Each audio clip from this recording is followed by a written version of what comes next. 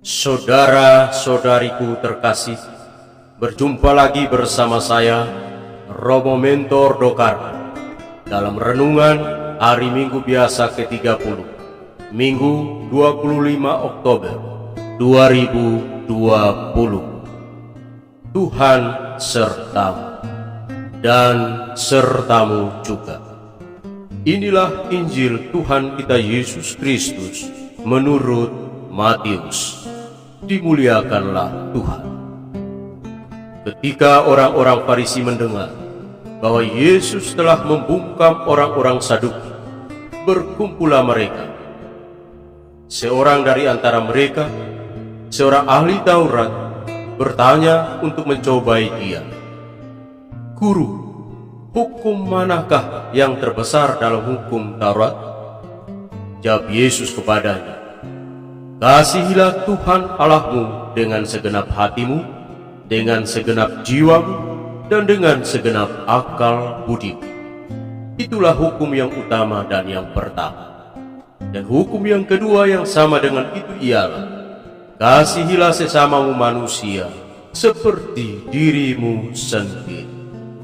Pada kedua hukum inilah tergantung seluruh hukum Taurat dan kitab para nabi."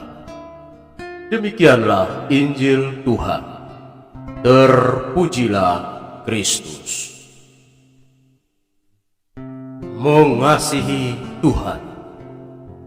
Saudara-saudari terkasih, mendiang Paus Santo Yohanes Paulus II dalam suatu kesempatan pertemuan dengan orang muda Katolik di pelataran Basilika Santo Petrus, mengingatkan kaum muda bahwa di abad milenial ini, budaya kehidupan yang dibawa Kristus akan berhadapan dengan budaya kematian yang dibawa oleh kuasa-kuasa kegelapan.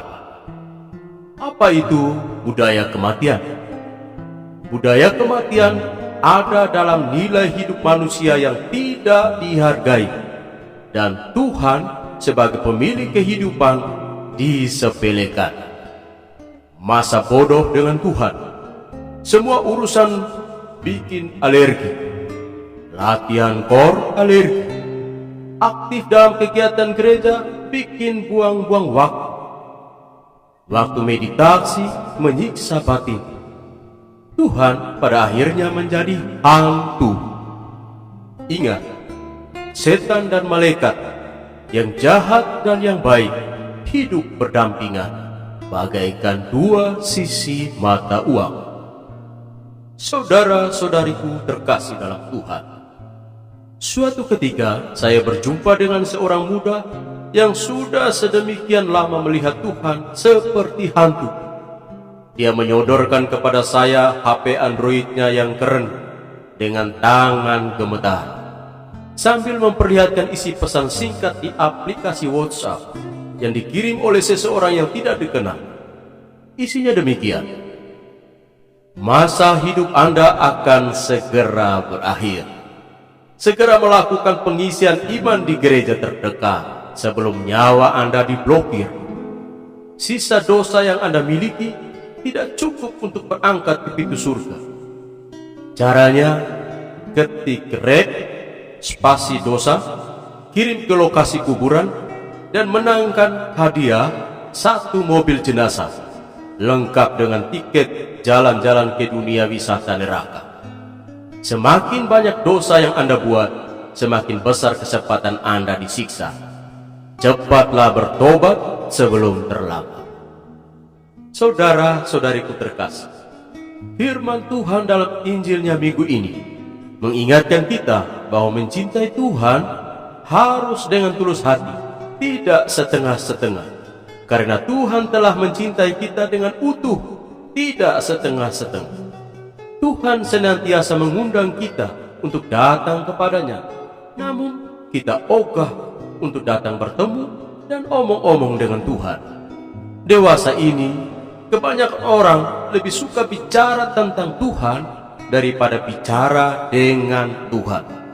Banyak orang berpikir tentang Tuhan dan ingin membuktikan keberadaannya daripada yang berserah kepada Tuhan sebagai makhluk dengan pikiran yang terbatas.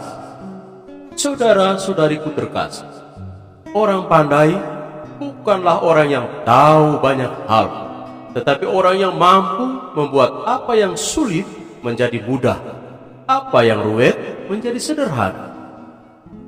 Datang ke hadirat Tuhan di tengah dunia yang sulit, yang super sibuk, mengharuskan kita untuk menyadari bahwa kita selamat bukan semata-mata karena apa yang kita dapat untuk memenuhi kebutuhan badan, tetapi juga memperhatikan kebutuhan jiwa, sehingga bisa menapaki perjalanan hidup dengan seimbang. Nomen is omen. Nama menunjukkan orang.